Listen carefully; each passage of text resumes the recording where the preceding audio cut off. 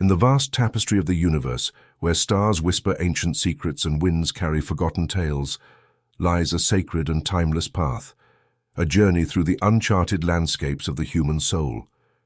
This path is not marked by visible signs, nor guarded by earthly sentinels. Instead, it is woven with the invisible threads of eternal wisdom and unconditional love. Welcome to the Path of Peace by James Allen, a transformative journey that invites you to discover the deepest essence of existence. In a world overwhelmed by noise and distractions, where chaos often seems to dominate, Allen offers a clear map to guide us toward the tranquil heart of serenity. Imagine, if you will, an enchanted forest of tranquility, where every tree whispers ancient wisdom and each rustling leaf carries the answers your heart seeks in silence. As you wander through this forest, you'll come to realize that the peace you yearn for is not a distant destination, but a state of being, residing at the core of your own existence. As you delve into the pages of this book, it will feel as though you are unveiling an ancient mystery, a secret that has been waiting patiently to be revealed. With each word, James Allen casts a soft, golden light that gently illuminates the dark corners of your mind, guiding you toward clarity and inner peace. The Path of Peace is not merely a guide to tranquility. It is an invitation to rediscover the beauty of your own being. It is an inner pilgrimage, where calm, wisdom, and love weave together into a radiant tapestry of truth and light.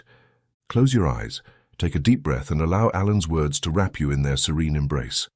This is a path only you can walk, yet you are never alone. With each step, you draw closer to the peace that has always been within you. Welcome to a journey that will transform your life.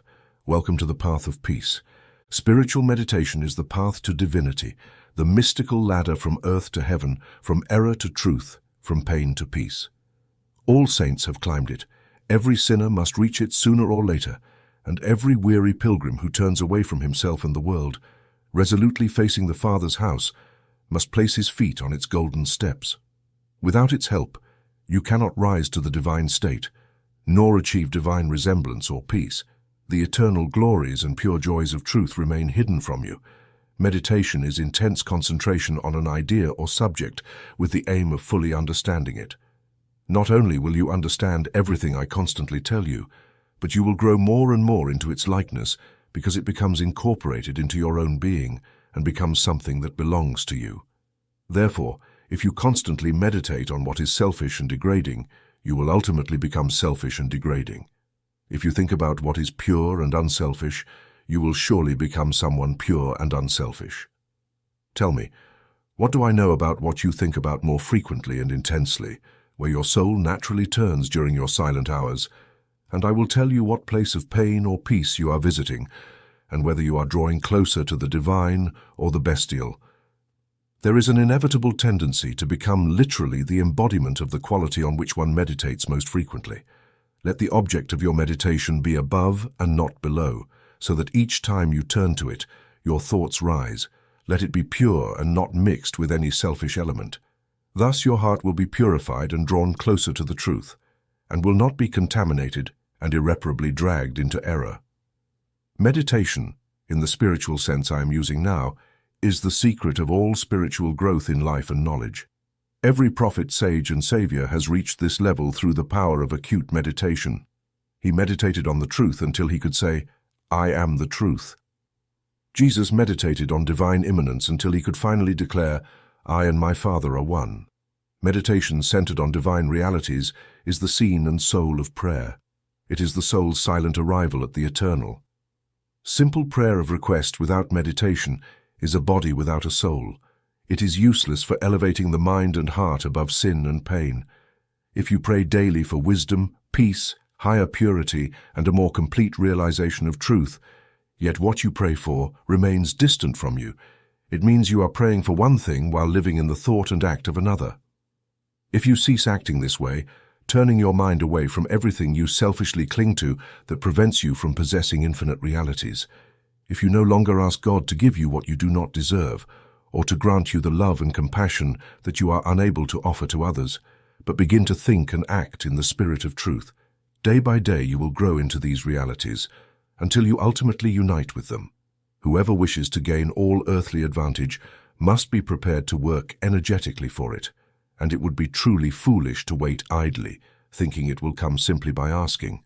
Therefore, do not believe that you can obtain heavenly possessions without effort. It is only when you begin to work seriously in the realm of truth that you will be allowed to work for the bread of life. And when you have earned, through patient and relentless effort, the spiritual wage you seek, it will not be denied to you if you genuinely seek truth and not merely your own benefit. If you love it more than all superficial pleasures and gains, and even more than happiness itself, you will be willing to make the necessary effort to achieve it. If you want to free yourself from sin and pain, if you wish to experience that immaculate purity to which your prayers aspire, if you want to attain wisdom and knowledge and enter into possession of deep and lasting peace, come now and enter the path of meditation, and let its supreme object be truth. First, meditation must be distinguished from daydreaming. It is neither dreamy nor lacking in practice. It is a process of relentless searching and thinking that leaves only simple, naked truth. In meditating, you will no longer strive to maintain your prejudices. Rather, by forgetting yourself, you will remember only that you seek the truth. Thus, you will gradually eliminate the errors you have built around yourself in the past, and patiently await the revelation of truth that will come when your errors have been sufficiently removed. In the humble silence of your heart, you will realize this. There exists an inner center within each of us, where truth dwells in fullness, and around it, wall after wall, an ordinary face encloses it. This clear and perfect perception, which is truth, is obscured by a bewildering and perverse fleshly mesh, making everything seem wrong. To know is to open a path through which the imprisoned light can escape, to let in a light that is supposed to be outside. Choose a time of day to meditate, and keep that time sacred for your purpose. The best time is dawn, when the spirit of rest pervades everything. Natural conditions will work to your advantage. The passions from the long nocturnal fast will be controlled, the excitations and concerns of the previous day will have vanished, and the mind, strong yet rested, will be ready to receive spiritual instruction. Indeed, one of the first efforts you will need to make will be to shake off fatigue and indifference, and if you refuse, you will not progress, for the demands of the spirit are imperative. To be spiritually awake is to be mentally and physically alert. The lazy and self-indulgent cannot know the truth. He who, having health and strength, wastes the precious silent hours of the morning in drowsy passivity is utterly incapable of reaching celestial heights. On the other hand, he who has an awakened conscience recognizes his high potential and begins to free himself from the darkness of ignorance in which the world has enveloped him, rises before the stars have ceased their vigil, and struggling against the darkness in his soul, strives to find holy inspiration to receive the light of truth while the world continues to sleep. The heights reached and maintained by great men were not achieved by a sudden flight, but rather while their companions slept, they strove to ascend through the night. No saint, sacred being, or master of truth has ever lived without rising early in the morning. Jesus usually woke early and climbed solitary mountains to devote himself to Holy Communion. Buddha always rose an hour before dawn and devoted himself to meditation, and all his disciples had to do the same. If you must start your daily tasks at a very early hour and seek to perform systematic meditation in the morning, try to do so for an hour at night. And if this is still difficult for you due to the extent and laboriousness of your daily work, there is no need to wake up early. You can direct your thoughts upward in holy meditation during the intervals of your work or during those few idle minutes you now waste in purposelessness. And if your work becomes automatic through practice, you can meditate while being busy. The venerable saint and Christian philosopher Jacob B. acquired a vast knowledge of divine things while working long hours as a shoemaker. There is always time to think. Even the busiest or most laborious person is not excluded from aspiration and meditation. Spiritual meditation and self-discipline are inseparable. Therefore, you will begin to meditate on yourself to try to understand yourself. For remember that the grand objective you will have before you will be the complete elimination of all your errors so that you can reach the truth. You will start to question your motives, thoughts, and actions, comparing them to your ideal and trying to observe them with a calm and impartial eye. Thus, you will continuously gain more mental and spiritual balance, without which men are merely helpless twigs in the ocean of life. If you have an inclination toward hatred or anger, meditate on gentleness and forgiveness so that you become aware of your harsh and senseless behavior. You will then start to have thoughts of love, kindness, and abundant forgiveness. As you transcend the inferior by the superior, a knowledge of the divine law of love will gradually and silently enter your heart, understanding its relation to all aspects of life and conduct. By applying this knowledge to each of your thoughts, words, and actions, you will become increasingly gentle, loving, and divine, thus overcoming each error, each selfish desire, each human weakness through the power of meditation. As each sin and error is expelled, the light of truth will illuminate the pilgrim's soul more completely and clearly. By meditating in this way, you will incessantly strengthen yourself against your only true enemy, your fleeting selfishness, and you will become more firmly established in the divine and eternal self, which is inseparable from the truth. The direct result of your meditations will be a tranquil and spiritual strength that will be your place of rest in the struggle of life. The power to overcome through sacred thought is great, and the strength and knowledge acquired through silent meditation will enrich the soul with a salvific memory in times of struggle, pain, or temptation. As you grow in wisdom through the power of meditation, you will more frequently relinquish your selfish desires, which are unstable, fleeting, and produce sorrow and pain. You will firmly and confidently stand on immutable principles and achieve heavenly rest. The practice of meditation is the acquisition of knowledge of eternal principles, and the resulting power is the ability to rely on these principles and have faith in them, thus achieving union with the eternal. The purpose of meditation is therefore the direct knowledge of the truth of God and the realization of divine and profound peace. Allow your meditations to arise from the ethical principles you possess now. Remember that you must grow in truth through constant perseverance.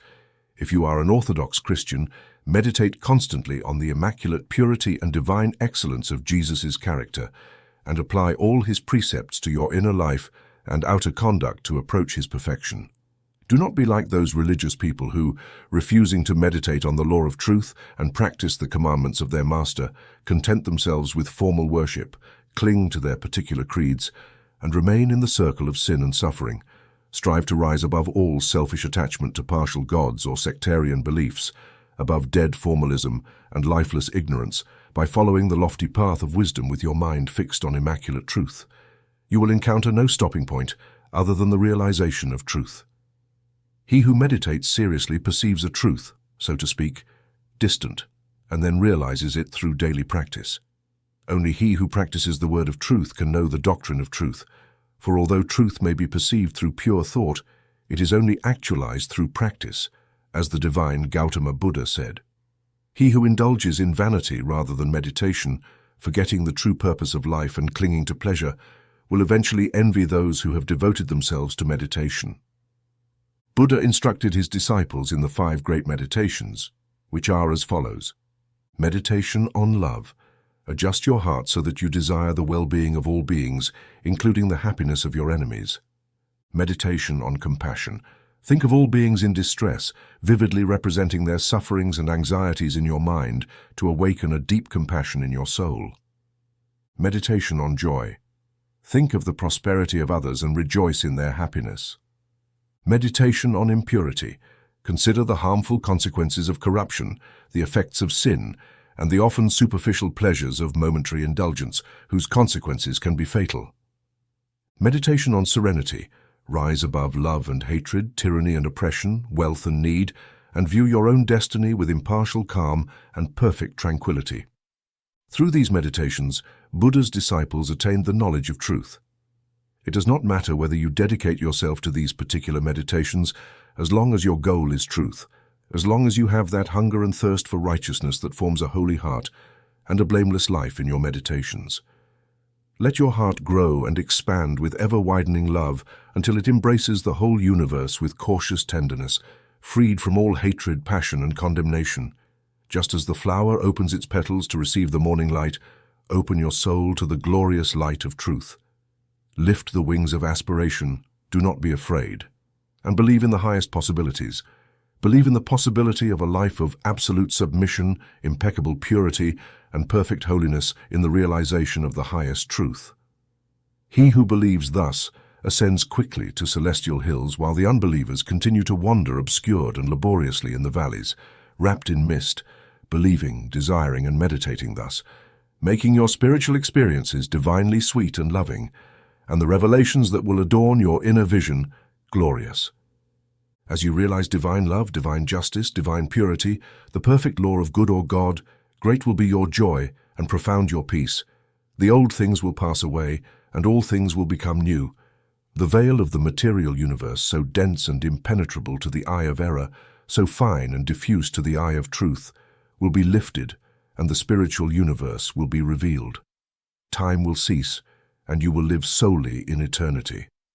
Change and mortality will no longer cause you anxiety and sorrow, for you will be established in the eternal and dwell in the very heart of immortality. Star of wisdom, star of Vishnu's birth, Krishna's, Buddha's, Jesus, counted by the sages who gaze at the sky, waiting and watching your gleam in the darkness of night, in the starless darkness of midnight, brilliant herald of the arrival of the kingdom of the just, narrator of the mystical story of the humble birth of divinity in the stable of passions, in the manger of the spirit, silent singer of the secret of deep and holy compassion for the burdened heart, for the soul weary of waiting, star of unparalleled radiance, you beautify once more the midnight.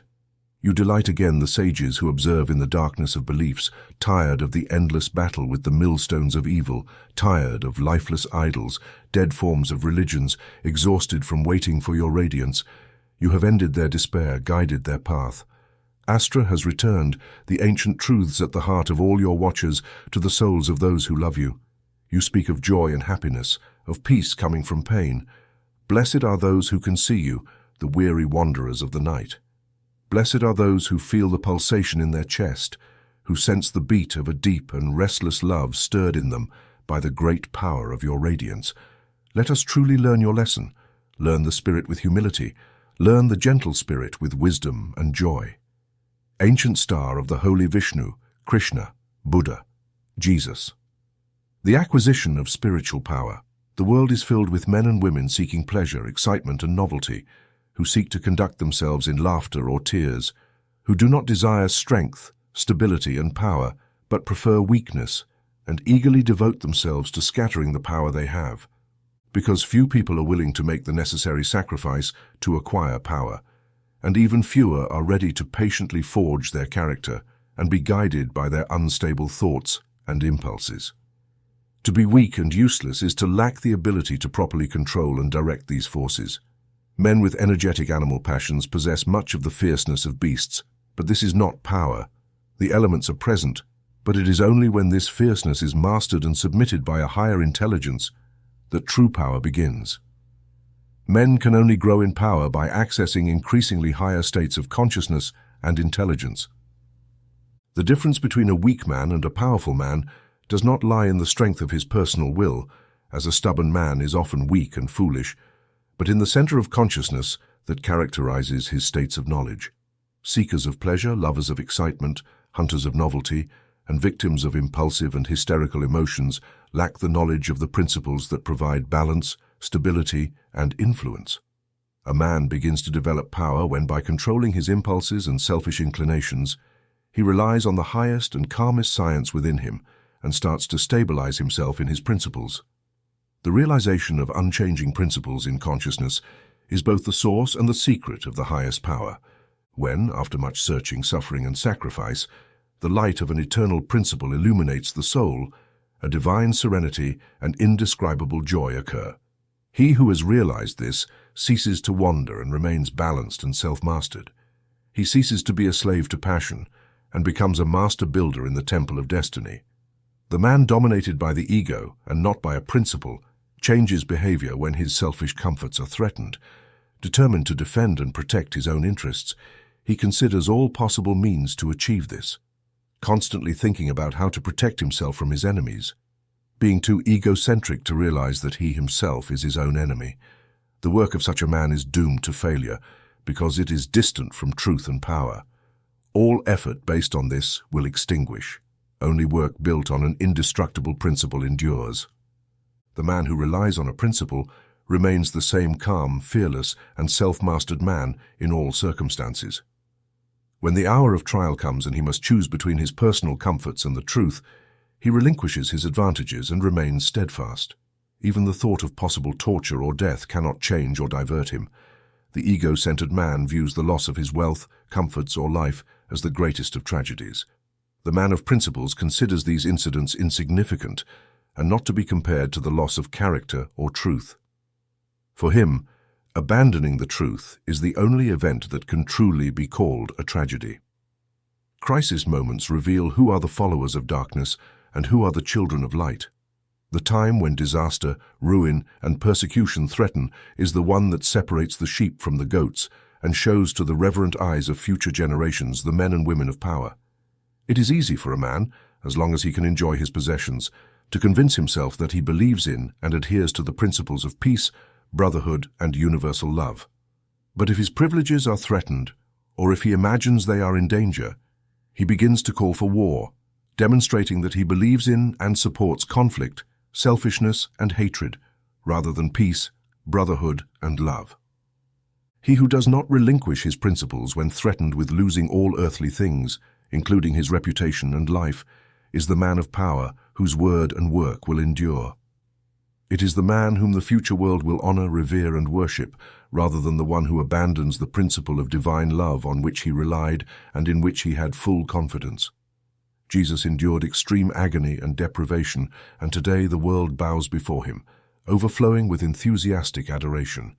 There is no path to acquiring spiritual power other than this inner illumination, which is the realization of spiritual principles, and these principles can only be realized through constant practice and application. Take the principle of divine love and meditate on it with tranquility and care in order to achieve a deep understanding. May its light illuminate all your habits, actions, speech, and relationships with others, as well as each of your thoughts and secret desires. As you persevere on this path, divine love will be revealed to you with greater perfection, and your own errors will become increasingly evident, prompting you to make more efforts. Once you have glimpsed the incomparable majesty of this eternal principle, you will no longer be content with your weakness, selfishness, or imperfection, but will pursue this love until you relinquish everything contrary to it and are in perfect harmony with it. This state of inner harmony is spiritual power. Also learn to embrace other spiritual principles such as purity and compassion, and apply them in the same way. By being as demanding of the truth, you will no longer be able to stop or rest until the innermost part of your soul is purified of all impurity, and your heart has become incapable of any harsh, condemning, or ruthless impulse. Only by understanding, realizing, and relying on these principles will you acquire spiritual power, and this power will manifest in you through increasing selflessness, patience, and balance. Selflessness requires superior self-control. Grand patience is the very seal of divine knowledge, and maintaining unshakable tranquility amidst all the duties and distractions of life marks the man of power. It is easy to live in the world with one's own opinion, easier still to live in solitude according to one's own. But the great man is the one who, amidst the crowd, maintains with perfect gentleness the independence of solitude. Some mystics argue that perfection in selflessness is the source of the power by which miracles are performed. Indeed, he who has attained such perfect control over all his inner forces that no assault, however great, can unbalance him even for a single moment, must be capable of guiding and directing these forces with an expert hand. Growing in self-control, patience, and balance is to grow in strength and power, and you can only progress by concentrating your consciousness on a principle, much like a child who, after many falls and attempts to walk unaided, eventually succeeds. Similarly, you must enter the path of power by first trying to maintain yourself alone, breaking away from the tyranny of custom, tradition, conformity, and the opinions of others until you succeed in advancing alone and straight among men. Trust your own judgment. Be true to your own conscience. Follow the light that is within you. All external lights are foreign wills. There will be people who tell you that your judgment is wrong, that your conscience is misguided, and that the light within you is darkness, but do not pay them any heed. If what they say is true, The sooner you discover it as a seeker of wisdom, the better. And you can only discover it by testing your powers. Therefore, follow your path with courage. Your conscience is at least yours, and to follow it is to be a man. To follow another's conscience is to be a slave. You will have many falls, you will suffer many wounds, and you will endure many blows for a time, but advance with faith, believing that certain victory awaits you. Seek a rock, a principle, and once you find it, cling to it. Place it under your feet and debate with it until it is finally firmly anchored within you, thus defying the fury of the waves and the storms of selfishness. For selfishness, in all its forms, is debauchery, weakness, death. Generosity in its spiritual aspect is preservation, power, life. As you grow in spirituality and stabilize in principles, you will become as beautiful and unshakable as these principles. You will taste the sweetness of their immortal essence and understand the eternal and indestructible nature of the inner God. No harmful lightning can reach the just man, standing amidst the storms of hatred, defying harm and insults, surrounded by trembling slaves of fate. Majestic in the strength of silent and serene power, he remains unmovable and steadfast in the darkest hour of suffering. Time bends toward him, and death and perdition reject him. The bolts of anger surround him, and the deep thunder of hell rolls around his head, but he pays them no heed because they cannot kill him, since he stands when earth, time, and space have fled, protected by immortal love. What fear could he have, armed with immutable truth? What could he know of losses and gains, knowing eternity? He does not move while the shadows come and go. He calls the immortal, calls the truth, light, and splendor of prophetic majesty, which calls him thus amidst the powers of the night, clad in the glory of divinity. The two masters. In the battlefield of the human soul, there are two masters who always fight for the crown of supremacy, reign, and dominion of the heart. The master of the ego, also called the prince of this world, and the master of truth, called the Father God. The master of the ego is the rebel whose weapons are passion, pride, greed, vanity, self-will, and the instruments of darkness. The master of truth is the gentle and humble one, whose weapons are gentleness, patience, purity, sacrifice, humanity, love, and the instruments of light. In every soul the battle unfolds, and just as a soldier cannot serve in two opposing armies at the same time, each heart is recruited into the ranks of the ego or of truth. There is no middle path. There is the ego, and there is truth. Where the ego is, truth is not, and where truth is, the ego is not. Jesus Christ declared that no man can serve two masters, for he will either hate one and love the other, or be devoted to one and despise the other. He cannot serve both God and truth. It is so simple, so absolutely immutable and inflexible that it admits no complexity, change, or qualification. The ego is ingenious, unstable, and governed by a subtle and variable desire. It admits an infinite number of changes and qualifications. The illusory worshippers of the ego vainly imagine that they can satisfy all earthly desires while possessing the truth. But the lovers of truth worship it with the sacrifice of the ego and continually protect themselves against superficiality and selfishness. Seek to know and realize the truth. So you must be prepared for sacrifice, to renounce everything you can, because the truth in all its glory can only be seen and known when the last presence of the ego has vanished. The eternal Christ declared that anyone who wants to be his disciple must deny themselves daily. Are you ready to deny yourself? To abandon your luxuries, prejudices, and opinions? If so, you can enter the narrow path of truth and find that peace which the world is excluded from. Absolute denial, total extinction of the ego, is the perfect state of truth, and all religions and philosophies are merely aids to achieve this supreme accomplishment. The ego is the negation of truth. Truth is the negation of the ego.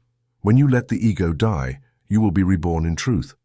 As long as you cling to it, truth will remain hidden. As long as you remain attached to the ego, your path will be covered with difficulties, and many pains, sorrows, and disappointments will be your fate. There are no difficulties in truth. Only by attaining it will you be freed from all pain and disappointment. Truth itself is neither hidden nor obscure. It is always revealed and perfectly transparent. But the ego, blind and lost, cannot perceive the light of day. It is hidden only to the blind, and the light of truth is hidden only to those who are blinded by the ego. Truth is the only reality in the universe, inner harmony, perfect justice, eternal love. It cannot be added to or taken away from. It depends on no man, but all men depend on it. You cannot perceive the beauty of truth as long as you view it through the eyes of the ego. If you are vain, you will paint everything with your own vanities. If you are lustful, your heart and mind will be obscured by the smoke and flames of passion, and everything will appear distorted through them. If you are proud and stubborn, you will see nothing in the universe except the grandeur and importance of your own opinions. There is a quality that primarily distinguishes the man of truth from the man of ego, and that is humility, being free not only from vanity, obstinacy, and selfishness, but also from considering one's own opinions as valuable. This is true humility. He who is immersed in the ego considers his own opinions as truth, and those of other men as error. But he who is humble and loves truth, having learned to distinguish it from opinion, looks at all men with charitable eyes and does not seek to defend his opinions against theirs, but sacrifices his own reflections in order to love more, to manifest the spirit of truth. For truth, in its own nature, is unique and can only be lived by one who has more charity, more truth. Men engage in passionate controversies and naively imagine that they are defending truth, while in reality, they are only defending their own petty interests and fleeting opinions. The follower of the ego stands against others. The follower of truth stands against himself. Truth, being unalterable and eternal, is independent of your opinion or mine. We can either enter it or remain outside, but our defense and our attack are superficial and turn against ourselves. Men enslaved by the ego, passionate, proud, and judgmental, believe that their personal credo or religion is the truth, and that all other beliefs are errors. They proselytize with ardent enthusiasm. There is only one religion, the religion of truth. There is only one error, the error of the ego. Truth is not a formal belief. It is a disinterested, pure, and aspiring heart. And one who holds the truth is at peace with all and regards them with thoughts of love. If you examine silently your mind, heart, and conduct, you can easily know if you are a child of truth or a worshipper of the ego. Do you have thoughts of suspicion, hostility, envy, lust, or pride, or do you energetically fight against them? If it is the former, you are bound to the ego, no matter what religion you defend. If it is the latter, you are a candidate for truth, even if you do not practice any religion. Are you passionate, stubborn, always seeking to achieve your own ends, understanding and self-centered, or are you gentle, kind, disinterested, renouncing all forms of personal indulgence and always ready to give up what you have? If it is the former, the ego is your master. If it is the latter, truth is what receives your affection. Do you seek wealth, fighting for your party, desiring power and leadership, leaning towards ostentation and self-promotion?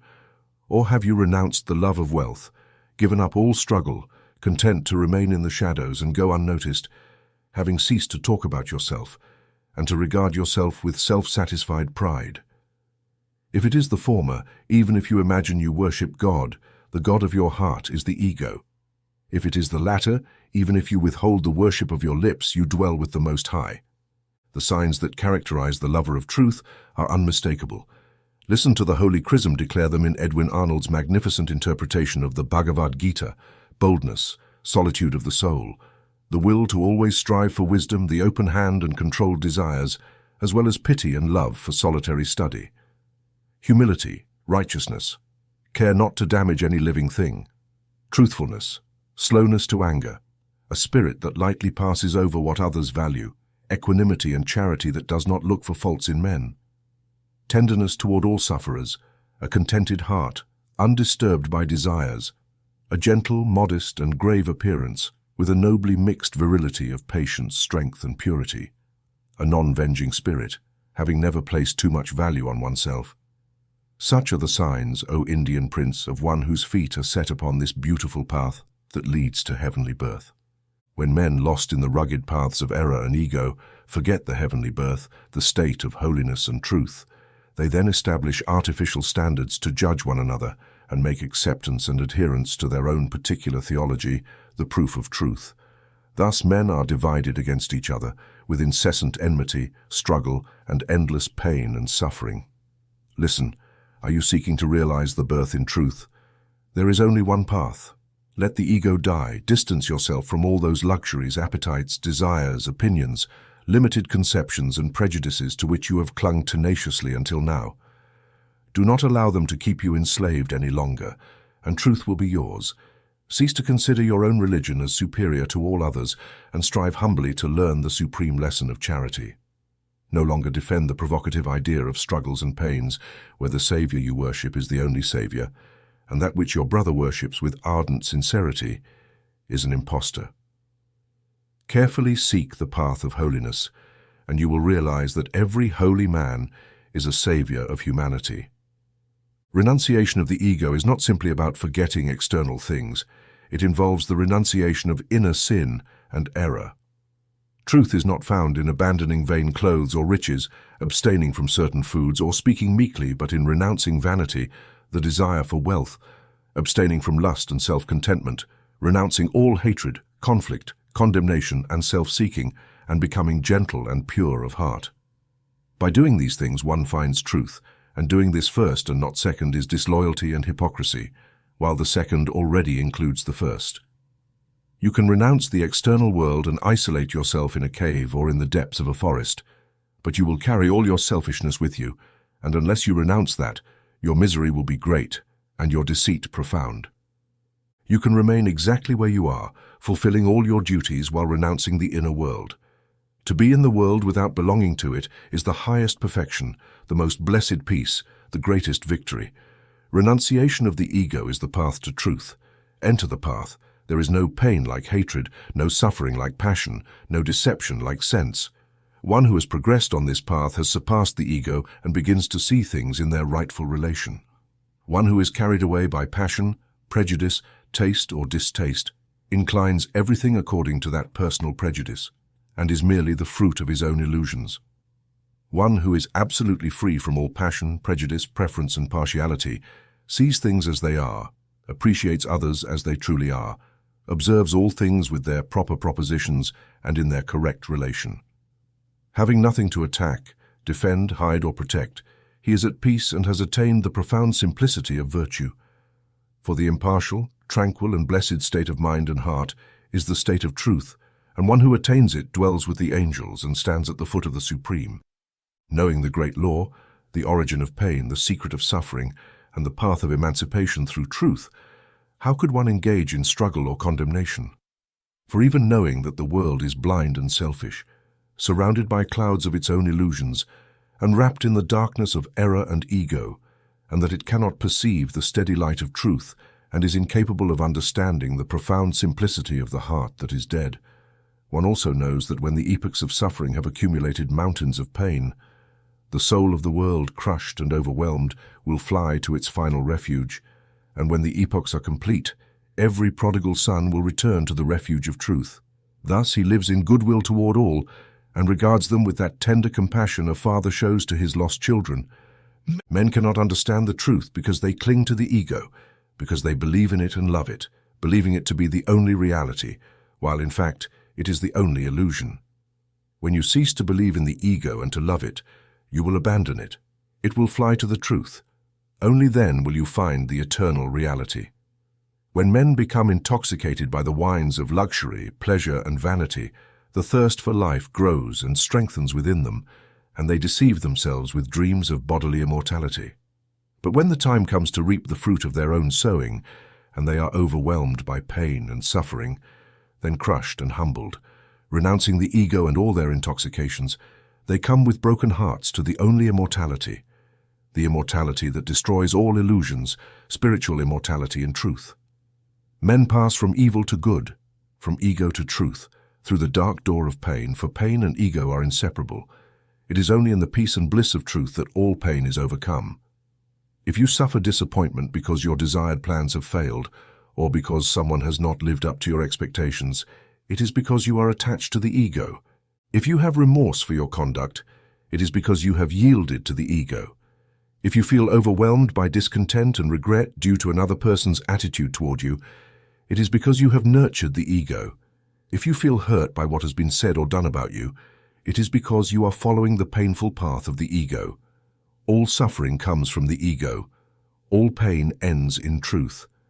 When you are centered on it and have realized it, you will no longer suffer from disappointments, remorse, or lamentations, and torment will depart from you. The ego is the only prison that can bind the soul. Truth is the only angel who can command the opening of the gates. When truth comes to call you, rise and follow it swiftly. Its path may be through darkness, but it ultimately leads to light. The world's pain comes from its own harvest. Pain purifies and deepens the soul, and extreme suffering is the beginning of truth. If you have suffered greatly, if you have grieved deeply, if you have seriously reflected on the problem of life, then you are ready to wage war against the ego and become a disciple of truth. Intellectuals do not see the need to renounce the ego. They devise countless theories about the universe and call them truth. But you follow the straight path of conduct, which is the practice of righteousness, and you will realize that truth has no place in theory and never changes. Cultivate your heart, continuously water it with selfless love and deep compassion, and strive to remove from it all thoughts and feelings that are not in harmony with love. Repay evil with good, love for hatred, gentleness for mistreatment, and keep silent when attacked. Thus, you will transform all your selfish desires into pure gold of love, and the ego will disappear into truth. In this way you will walk faultlessly, united by the light bond of humility and clothed in its divine garments.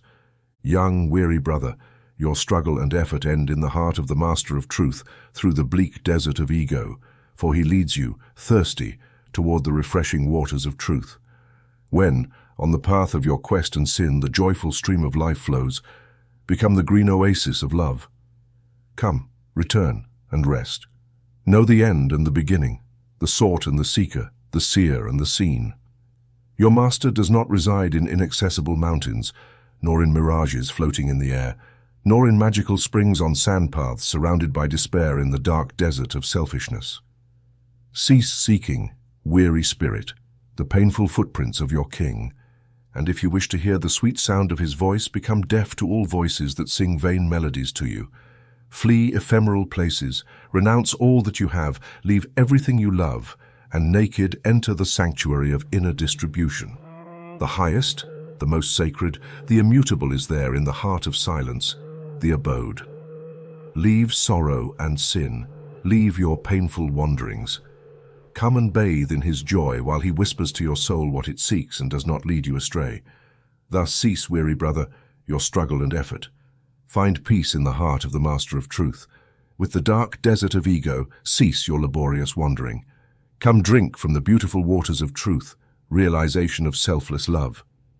It is said that Michelangelo saw in every block of marble a small, beautiful manifestation, waiting for the Master's hand to bring it to realization. Similarly, within each of us rests the divine image, waiting for the expert hand of faith and the chisel of patience to bring it to manifestation. And this divine image reveals and manifests as an unperturbed and selfless love, hidden deep within every human heart. Although often covered with a hard and almost impenetrable mass, it is the spirit of divine love, whose sacred and pure essence is immortal and eternal. It is the truth in man that belongs to the Supreme, that which is real and immortal. Everything else changes and passes. Only this is permanent and enduring. Realizing this love through the meticulous practice of the highest rectitude, living in it, and becoming fully aware of its existence is to enter into immortality here and now. It is to unite with truth, with God, with the central heart of all things, and to know our own divine and eternal nature.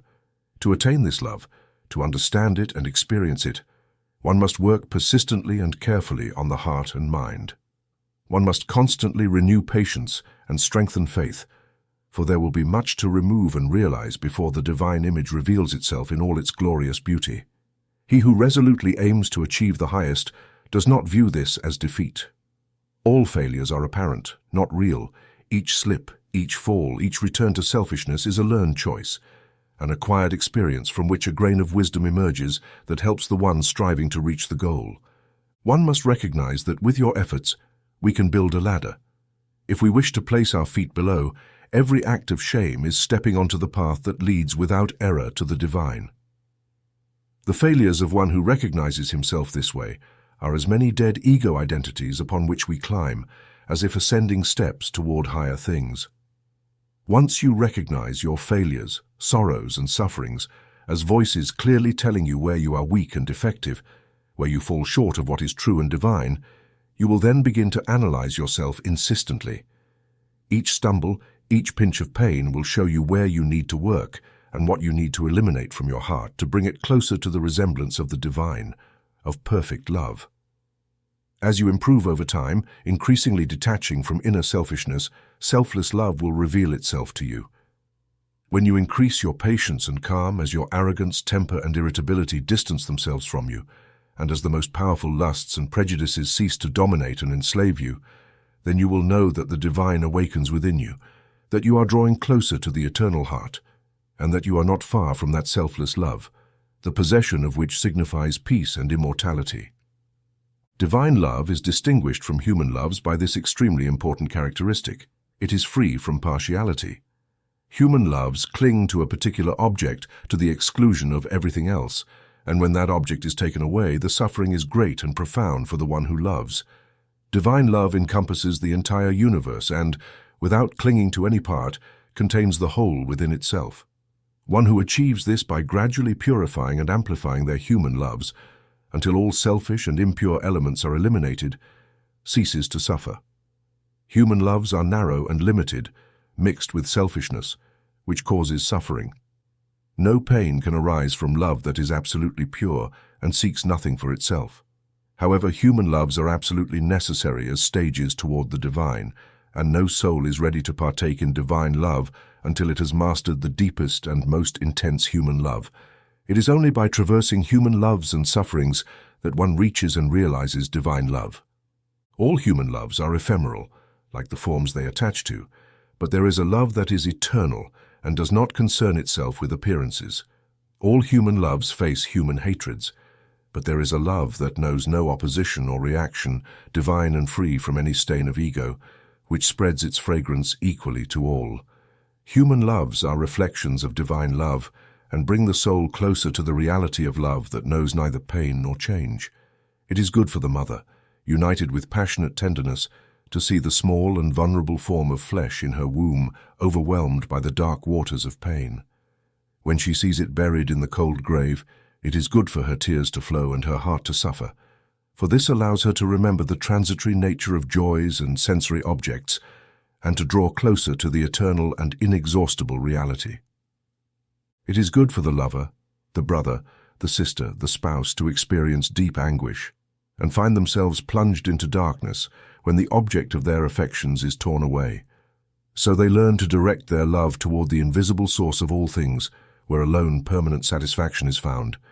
It is good for the proud, the ambitious, and the selfish to face defeat, humiliation, and misery, so they traverse the fiery ordeal of affliction, for this leads the lost soul to reflect on the enigma of life.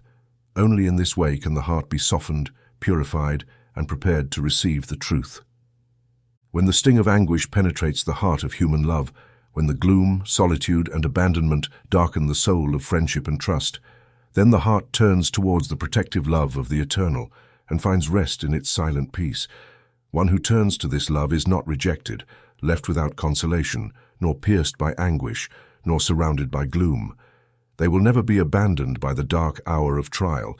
The glory of divine love can only be revealed in the heart chastised by pain, and the image of the heavenly state can only be perceived and attained when the lifeless and formless accumulations of ignorance and ego are removed. Only that love which seeks neither gratification nor personal reward, which makes no distinctions and leaves no discontent, can be called divine. Men attached to ego and the irritating shadows of evil are accustomed to viewing divine love as something belonging to a God who is beyond their reach, something that is distant from them and must always remain so. In truth, the love of God is distant from the ego, but when the heart and mind are emptied of the ego, then supreme and selfless love, the love that is from God or goodness, becomes an inner and permanent reality. This inner realization of holy love is, in reality, the love of Christ that is so often spoken of, but not truly understood. This love not only saves the soul from sin, but also elevates it above the power of temptation. But how to achieve this grand result? The answer that truth has always given and will give to this question is, empty yourself and I will fill you. Divine love cannot be known as long as the ego is alive, for the ego is the denial of love. How could it be known as long as the stone of ego is not removed from the tomb of the soul? The immortal Christ, the pure spirit of love, until now crucified, dead, and buried, cannot shed the chains of ignorance and emerge with all the majesty of his resurrection. You believe that Christ of Nazareth was executed and then resurrected. I do not say that you are wrong in this belief, but if you refuse to believe that the benevolent spirit of love is crucified each day on the cross of your selfish desires, then I can say that you are wrong in this disbelief. You have not yet received, even at a distance, the love of Christ. Let us say that you have experienced salvation in the love of Christ. Have you saved yourself from your bad character, your irritability, your vanity, your personal grievances, your judgment, and condemnation of others? If not, what have you saved yourself from, and in what way have you realized the transformative love of Christ? One who has experienced divine love has become a new person and ceased to be influenced and dominated by the old elements of ego. They are known for their patience, purity, self-control, profound charity of heart, and unalterable gentleness. Divine or selfless love is not a mere feeling or emotion. It is a state of knowledge that destroys the dominion of evil and belief in it and elevates the soul to the glorious realization of supreme good. For the divine sage, knowledge and love are one and inseparable. The entire world is moving toward the complete acquisition of this divine love. For this purpose, the universe came into existence, and every approach to happiness, every impulse of the soul towards objects, ideas, and ideals is an effort to achieve it. However, the world does not currently practice this love, as it approaches the fleeting shadow and in its blindness ignores the substance. Thus, suffering and pain continue and must continue until the world, having learned through its self-inflicted pains, discovers selfless love and the tranquil, peaceful wisdom. This love, this wisdom, this peaceful state of mind and heart can be attained and realized by all those who are willing and ready to renounce the ego and are prepared to humbly enter into the understanding of all that this entails. By renouncing the ego, there is no arbitrary power in the universe, and the strongest chains of destiny to which men are bound are constructed by themselves. Men are chained to what causes suffering because they desire to be, because they love their chains, because they think their small and dark prison of ego is sweet and beautiful, and they fear that if they abandon this prison, they will lose everything that is real and worth possessing. You suffer for yourselves. No one else forces you, no one else keeps you alive and dying, and the inner force that forged the chains and built the reduced and dark prison around it. The soul desires to do so when it will discover the uselessness of its prison.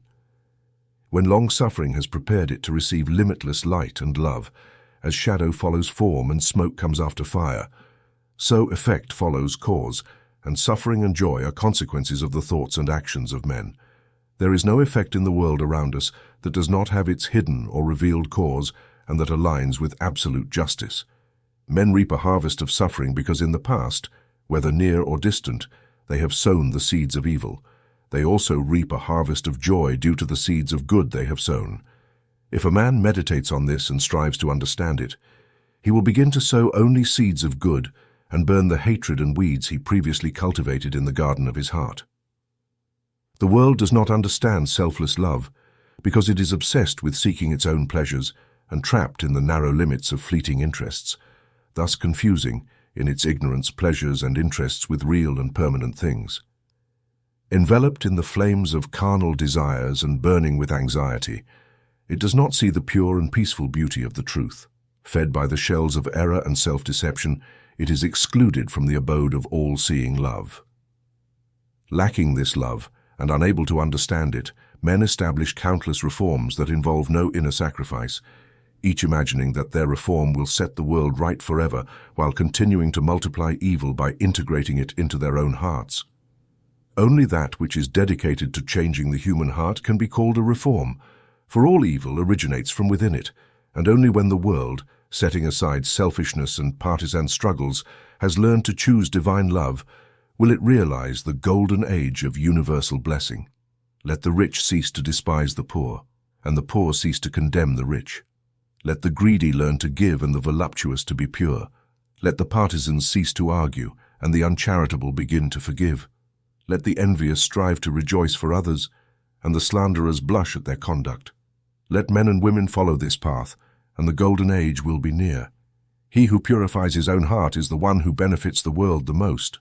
However, although the world is now and for many, future epochs more excluded from the golden age, which is the realization of selfless love, you, if you are willing, can enter it now by rising above your ego. If you manage to overcome prejudice, hatred, and condemnation through benevolent love and forgiveness, where there is hatred, contempt, and repulsion, there is no selfless love. It exists only in the heart that has abandoned all condemnation. You wonder how to love the drunkard, the hypocrite, the thief, the murderer. You feel compelled to reject and condemn these men. It is true that you cannot emotionally love these men, but when you say that you must necessarily reject and condemn them, you show that you do not know the great dominant love, for it is possible to attain a high state of inner illumination that allows you to realize the chain of causes by which these men have become what they are, and thus enter into their intense sufferings and know the certainty of their final purification. With such knowledge, it will be completely impossible for you to continue to despise or condemn others, and you will always think of them with perfect serenity and deep compassion. If you love people and compliment them only until they displease you in some way, or they do something you disapprove of, and if you also find them disagreeable and speak of them with contempt, you are not guided by divine love. If in your heart you are continually accusing and condemning others, selfless love is hidden from you. He who knows that love is at the heart of all things and who has confirmed its omnipotent power will find that prejudices have no place in him. Men, not knowing this love, become the judges and executioners of their fellow beings, forgetting that there is an eternal judge and executioner. As men turn away, having other viewpoints, reforms, and specific methods, they are judged by other fanatic, unbalanced men, lacking judgment, sincerity, and honesty, and to the extent that they align with their own standard, they consider them worthy of admiration.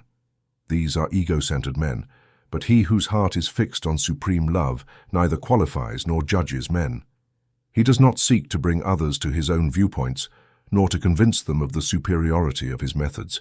By knowing the law of love, one lives it and, consequently, maintains the same calm attitude of mind and gentleness of heart towards all, the degraded and the virtuous, the foolish and the wise, the cultured and the uncultured, the selfish and the selfless receive equally the blessing of his calm thought. You can attain this supreme knowledge, this divine love, only through constant effort in self-discipline, by overcoming and surpassing yourself. Only the pure in heart see God, and when your heart is sufficiently purified, you will enter into a new birth, and the love that neither dies nor changes, nor ends in pain and sadness, will awaken within you, and you will be at peace. He who strives to attain divine love always seeks to transcend the spirit of condemnation. For where there is pure spiritual knowledge, there can be no condemnation, and only the heart that has become incapable of condemning is perfected and fully realized in love. The Christian condemns the atheist mocks the Christian.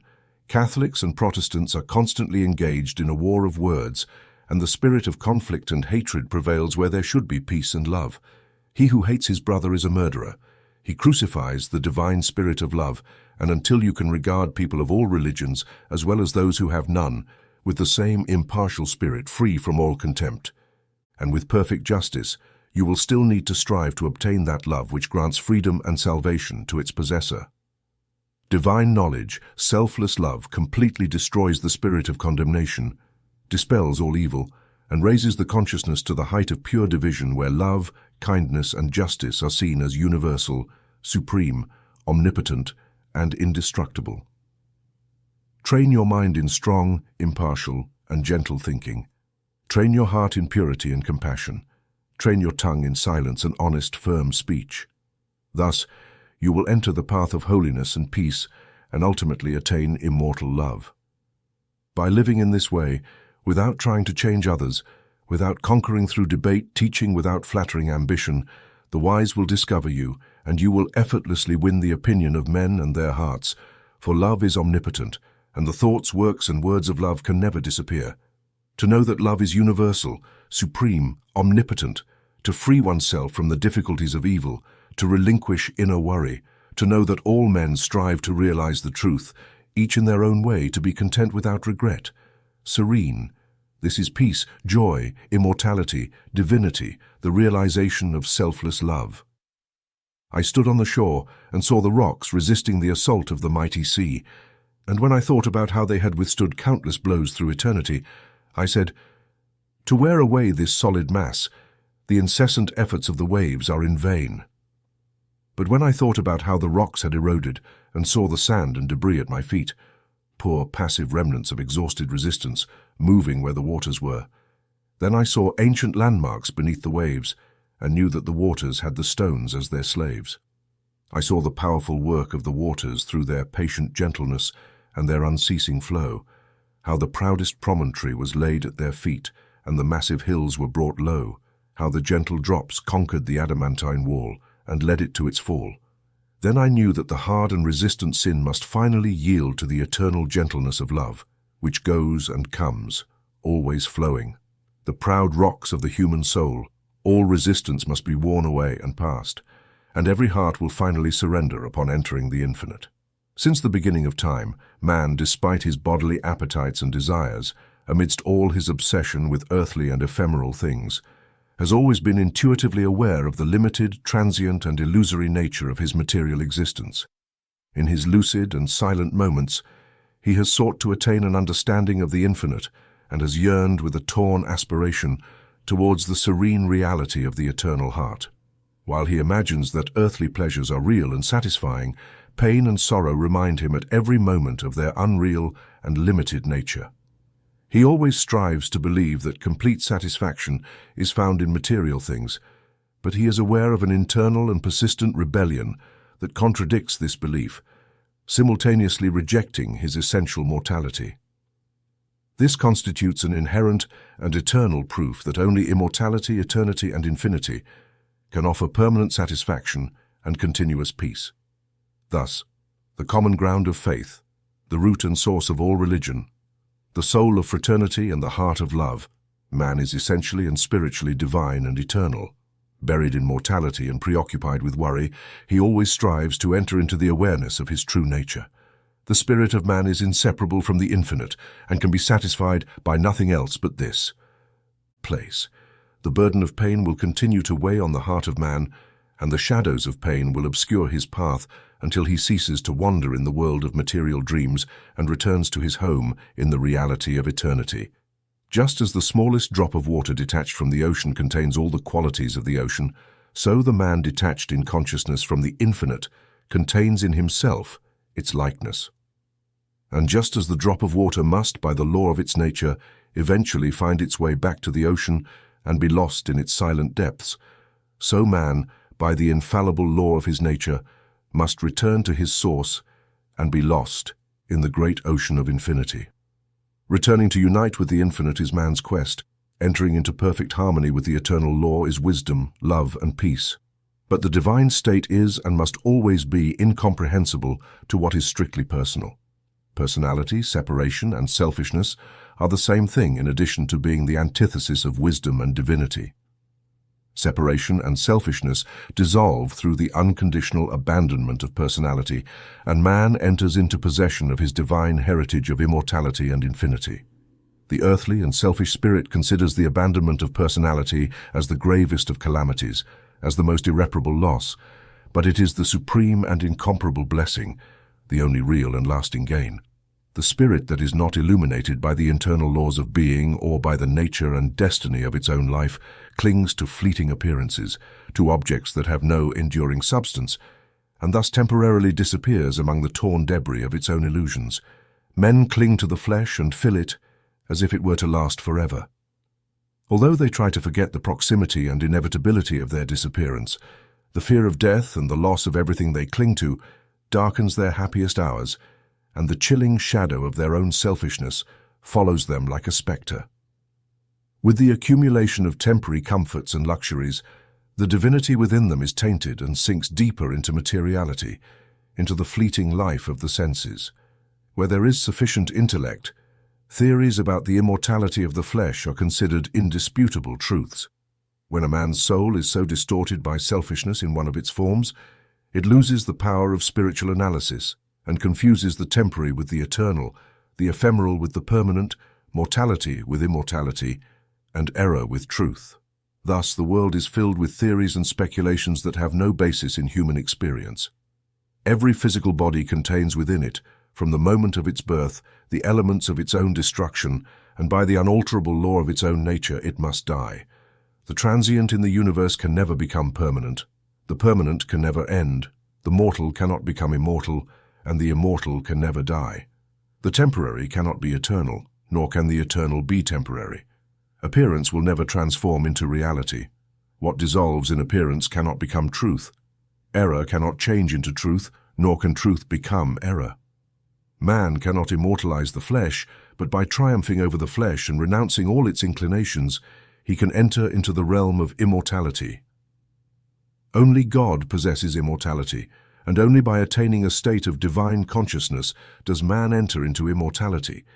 All of nature, in its simple forms of life, is changing, unstable, and impermanent. Only the informing principle of nature endures. Nature is multiple and marked by separation, while the informing principle is one and marked by unity. Overcoming the senses and inner selfishness means transcending nature. Man emerges from the chrysalis of what is personal and illusory and rises toward the glorious light of the impersonal, the realm of universal truth from which all ephemeral forms emanate. Men must therefore practice detachment, conquer their animal inclinations, refuse to be enslaved by luxury and pleasure, practice virtue, and grow daily in higher and higher virtue until they ultimately thrive in divinity, and attain both in practice and understanding of humanity. Submission, forgiveness, compassion, and love, whose practice and understanding destroy the divine. Goodwill, insight, and only one who has conquered their personality to adopt a singular mental attitude, that of goodwill toward all creatures, possesses divine insight and is able to distinguish the true from the false. The supremely good man is therefore one who is wise and divine, the enlightened seer, the knower of the eternal. If you find constant kindness, enduring patience, great humility, grace in speech, self-discipline, self-forgetfulness, and deep and abundant sympathy, seek there the highest wisdom, the company of such a person, for they have realized the divine, live with the eternal, and have united with the infinite. Do not trust the one who is impatient and receives with arrogance, who clings to pleasure and refuses to renounce their selfish privileges, and who neither practices goodwill nor selfless compassion, for such a promise has no wisdom. All their knowledge is vain, and their works and words will disappear, for they are based on what is transient. It is necessary for man to renounce himself, to overcome the world, and to renounce the personal. It is only through this path that he can enter into the heart of the infinite. The world, the body, and personality are mirages in the desert of time, transient dreams in the dark night of spiritual dreaming.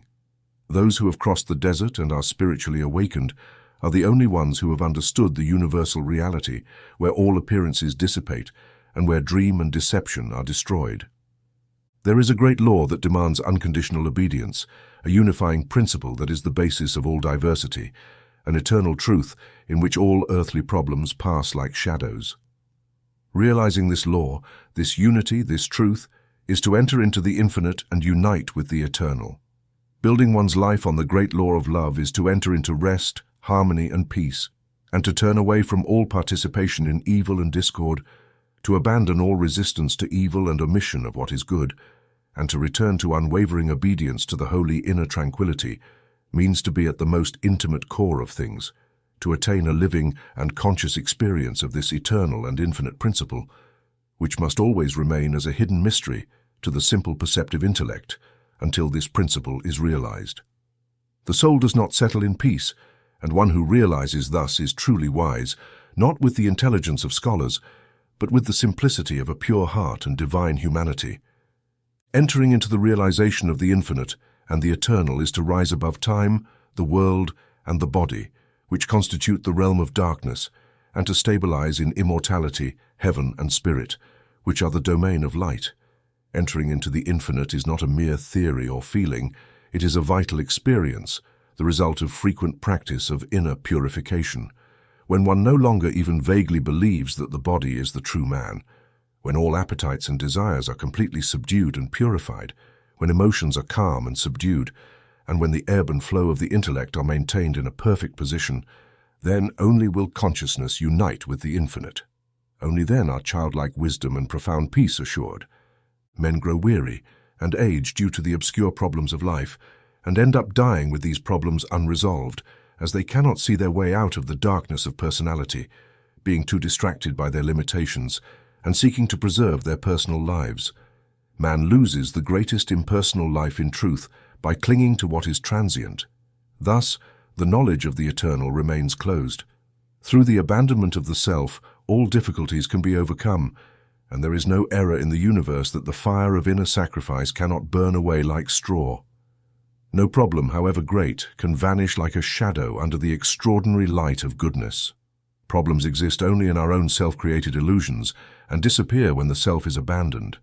The self and error are identical. Error is enveloped in the darkness of impenetrable complexity, while eternal simplicity is the glory of truth. Self-love keeps men away from truth, causing them to lose the deepest, purest, and most enduring bliss, while seeking personal happiness. As Carlyle says, there is in man something higher than the love of happiness. He may not need happiness and find in its place blessing. Do not love pleasure, love God. It is the eternal in which all contradiction is resolved, and in which the one who walks and acts prospers. He who has renounced this self, this personality that men cherish and cling to with fierce tenacity, has left behind all perplexity and entered into a simplicity so profound that the world, entangled in a web of errors, regards it as folly. Yet such a person has realized the highest wisdom and rests in the infinite. He accomplishes effortlessly, and all problems vanish before him because he has entered the realm of reality, and not into the changing effects, but into the unchanging principles of things. He is illuminated by a wisdom superior to reason, just as reason is to bestiality. Having renounced passions, errors, opinions, and prejudices, he has gained divine knowledge by eliminating selfish desire for heaven, and, with it, the ignorant fear of hell, and by even renouncing the love of life itself, he has attained supreme bliss and eternal life, a life that unites life and death and knows its own immortality.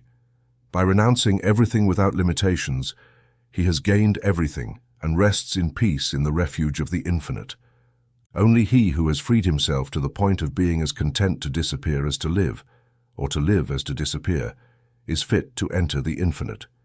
Only he who, ceasing to believe in his transient self, has learned to believe unconditionally in the great law or supreme good, is ready to partake in eternal bliss.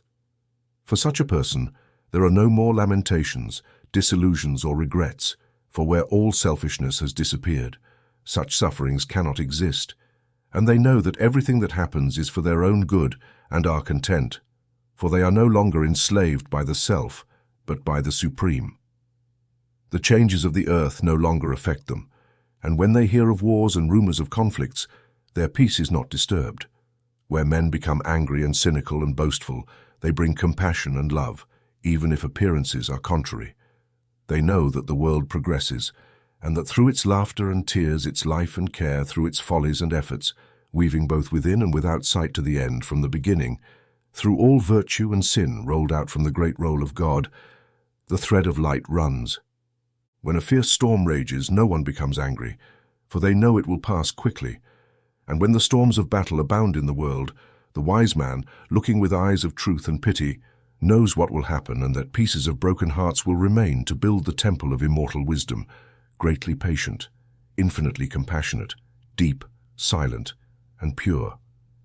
His presence is a blessing, and when he speaks, men ponder his words in their hearts and rise to higher levels of glory. Thus is one who has entered the infinite, who through the power of the greatest sacrifice has deciphered the sacred mystery of life, questioning life, destiny, and truth. Seek the dark and labyrinthine sphinx that spoke to me from this strange and wonderful thing. The veil resides only in blind eyes, and only God can see the form of God. Seek to solve this hidden mystery in vain through paths of blindness and pain. But when you find the path of love and peace, the veil will dissipate, and you will no longer be blind. Then you will see God with the eyes of God, holy, wise, and Saviors. The law of service, the spirit of love that manifests as a perfect and completed life, is the crown of being and the supreme goal of knowledge.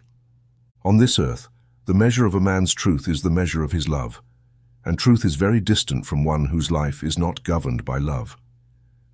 The intolerant and the condemnatory, although they profess the highest religion, possess the smallest measure of truth, while those who practice patience and calmly and without anger, listen to all sides, drawing thoughtful and impartial conclusions on all issues and questions, hold the truth in its greatest measure. The ultimate test of wisdom is this: how does a man live? What spirit does he manifest? How does he act under trials and temptations? Many men boast of possessing the truth, but are continuously swept away by pain, disappointment, and passion, collapsing in the face of the first difficulty that comes their way.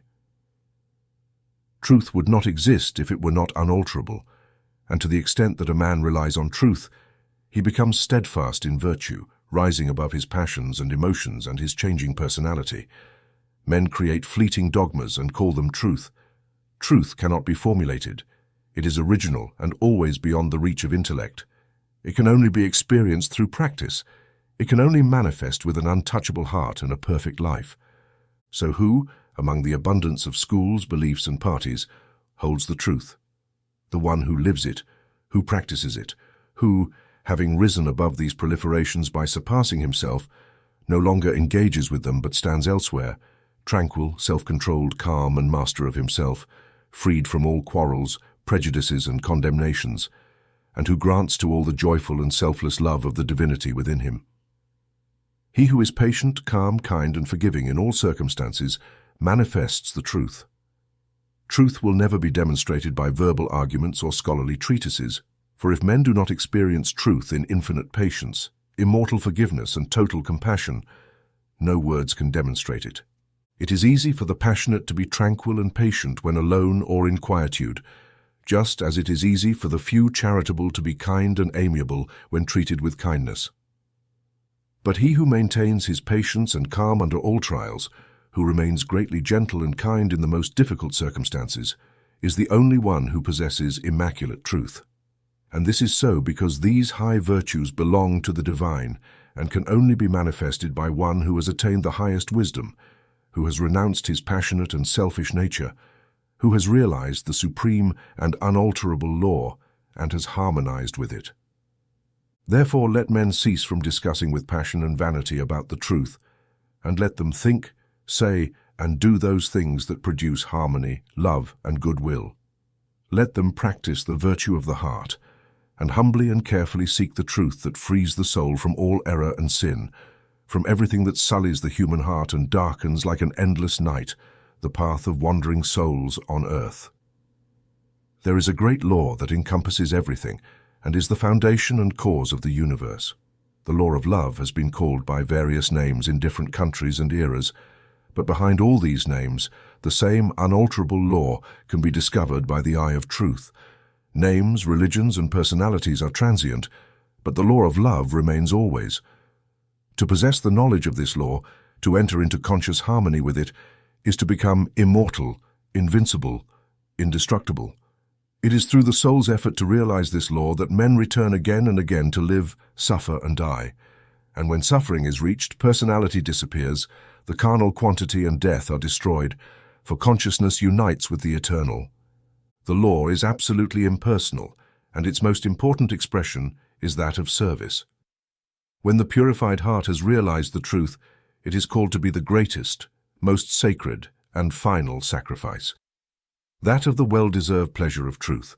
It is by virtue of this sacrifice that the divinely free soul comes to dwell among men, inhabiting a fleshly body, content to be among the humblest and smallest, and to be esteemed as a servant of all humanity.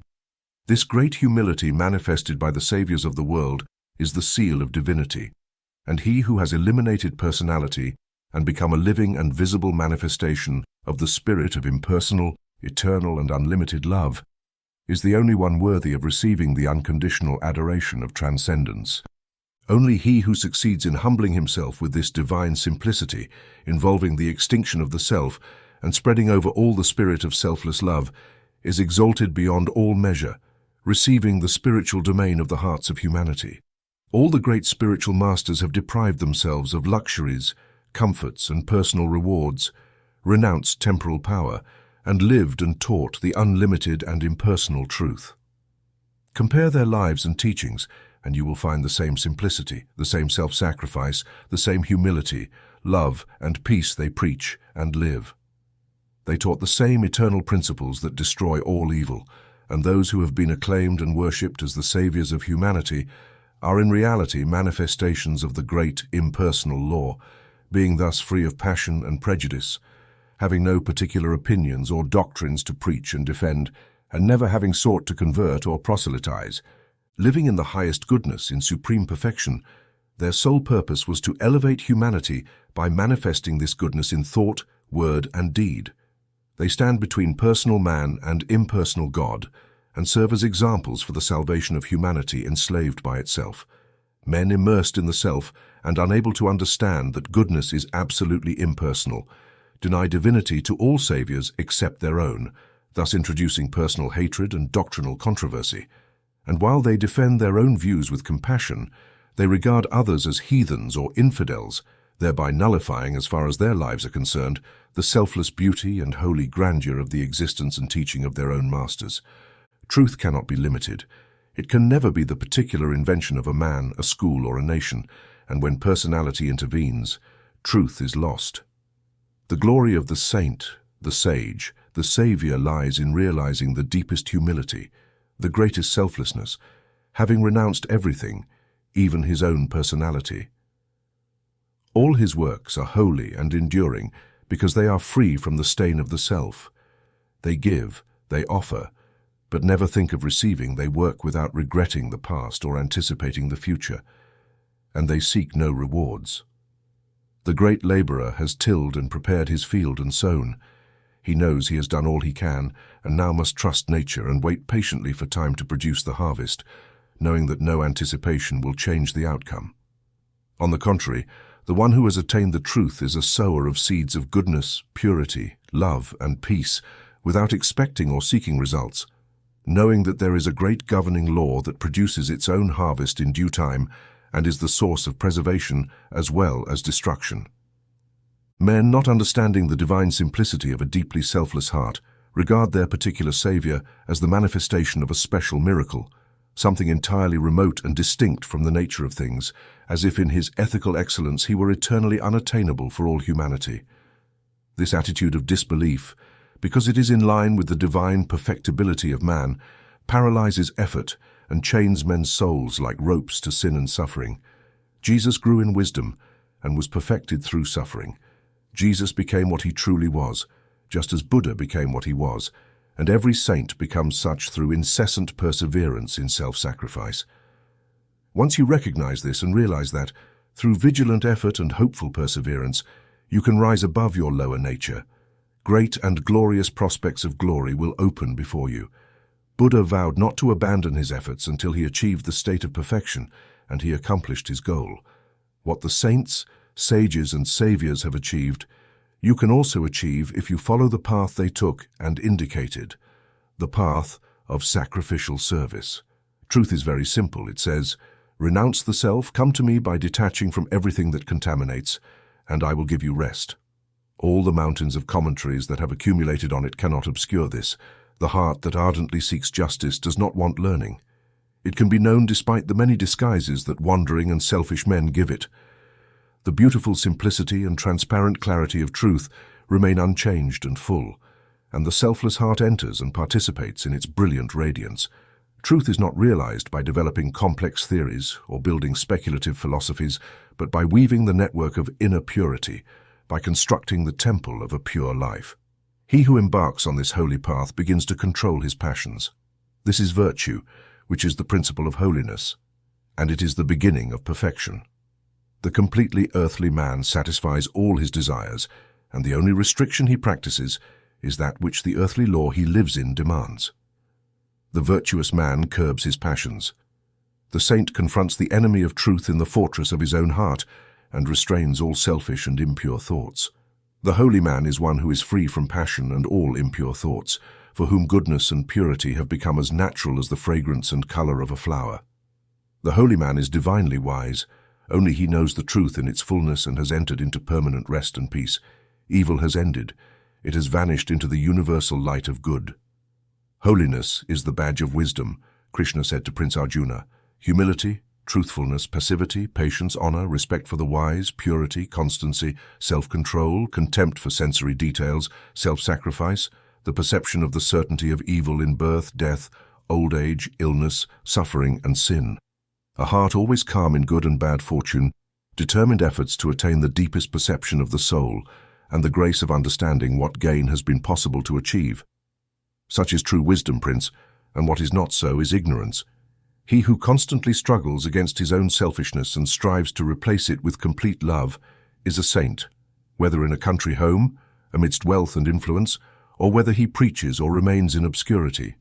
For the earthly man who begins to aspire to higher things, the saint, like the gentle Saint Francis of Assisi or the conqueror Saint Anthony, is a glorious and inspiring vision.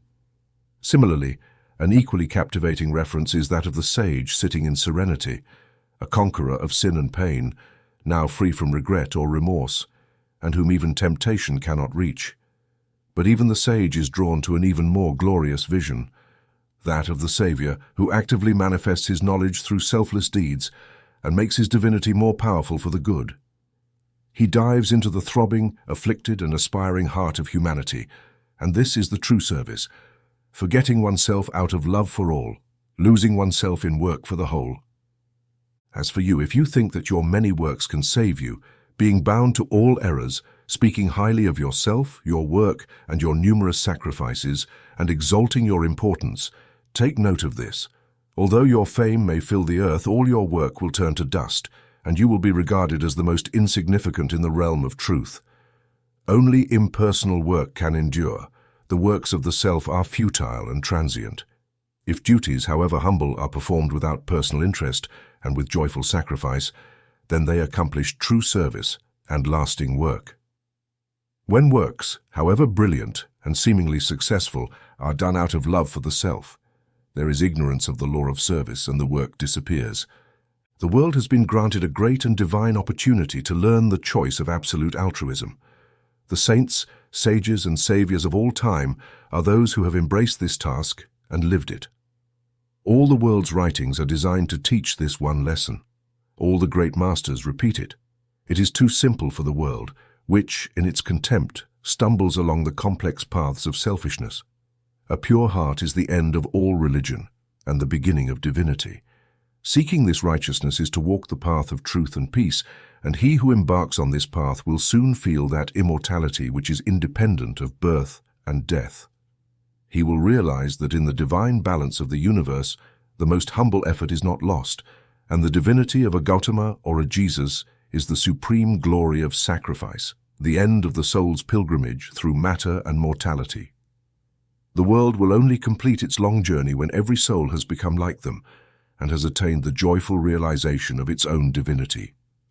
A great glory crowns the heights of hope achieved through arduous struggle.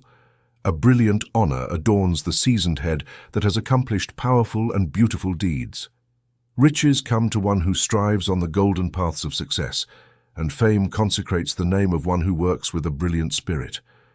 But an even greater glory awaits the one who battles against the self and evil, embraces the sacrificial life with love, and the brightest honor crowns the forehead of one who, amidst the scorn of blind worshippers of the self, accepts the crown of thorns.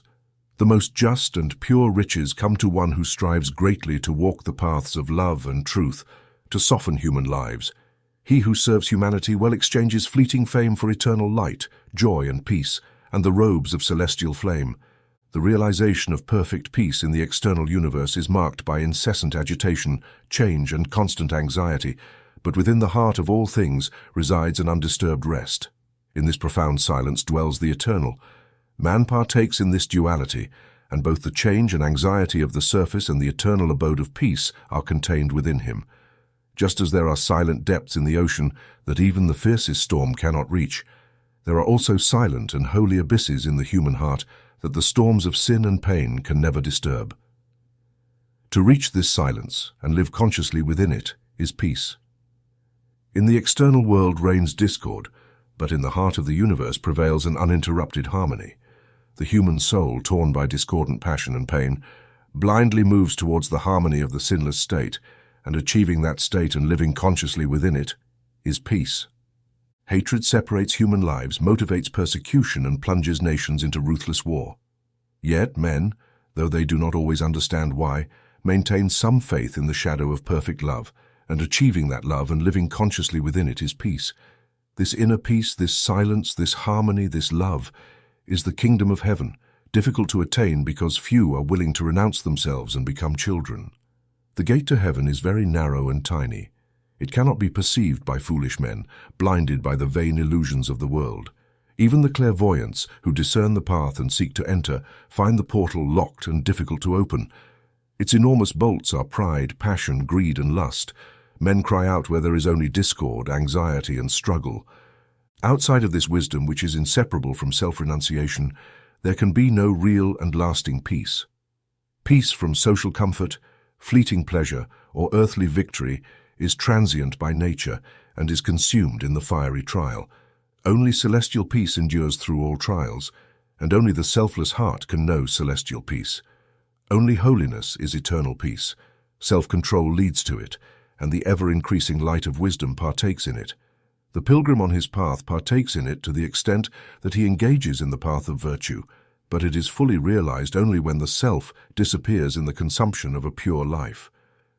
This is peace, overcoming self-love and the lust of life, rooting out the passion entrenched in the heart, calming the inner struggle, listening. If you wish to attain the light that never extinguishes, the joy that never ends, and the tranquility that cannot be disturbed, if you want to leave behind forever your sins, your sorrows, your anxieties, and your perplexities, if I may say, if you want to partake in this salvation, this supremely glorious life, then conquer yourself. Subject every thought, every impulse, every desire to the perfect obedience of the divine power that resides within you. There is no other path to peace, and if you refuse to take it, your many prayers and strict adherence to ritual will be flawed and useless, and neither gods nor angels will be able to help you.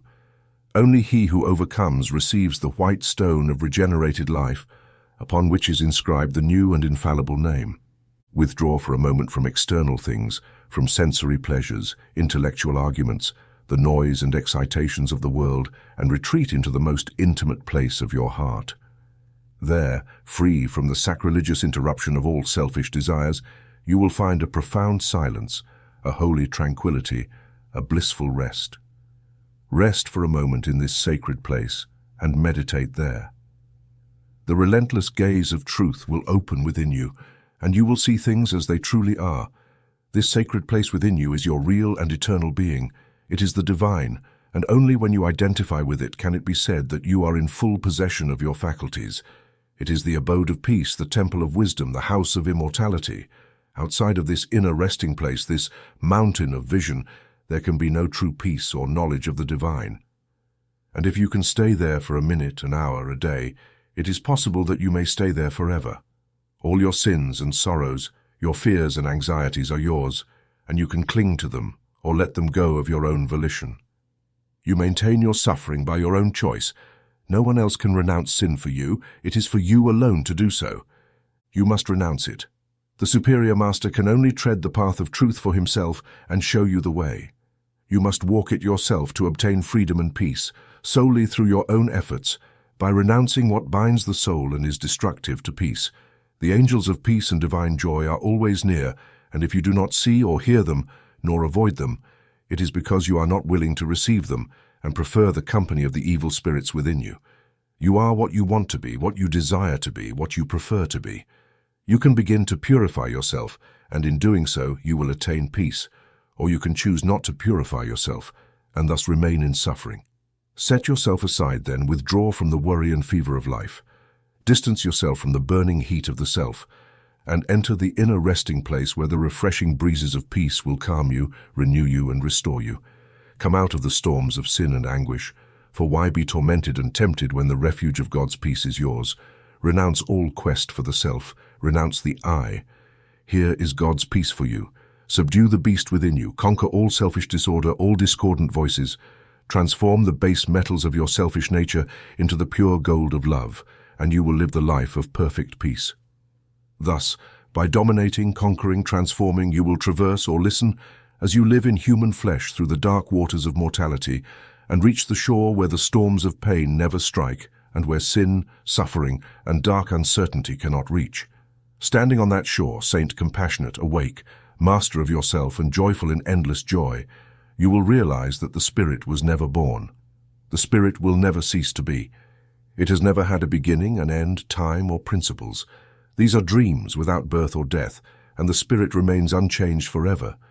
Death has not touched it at all, though its house appears dead. Then you will understand the meaning of sin, pain, suffering, and that their end is wisdom. You will know the cause and effect of existence, and with this understanding, you will enter into rest, for here is the bliss of immortality, here is unalterable joy, here is unobstructed knowledge, immaculate wisdom, and eternal love. This alone is the realization of perfect peace. Or else, what do you wish to teach men? The truth? You have crossed the desert of doubt, been purified by the fires of pain, and the demons of the opinions of your human heart have been expelled. Is your soul so pure that no false thought can reside within it? Or else, what do you wish to teach men? Love? You have passed through the place of despair, wept in the dark night of sorrow, and now, freed from its pain, your human heart has become gentle and compassionate, observing evil and hatred with incessant attention. Or else, what do you wish to teach men? Peace? You have crossed the vast ocean of struggle, found on the shores of silence the release from all the wild anxieties of life. Your human heart has been purified, leaving only truth, love, and peace.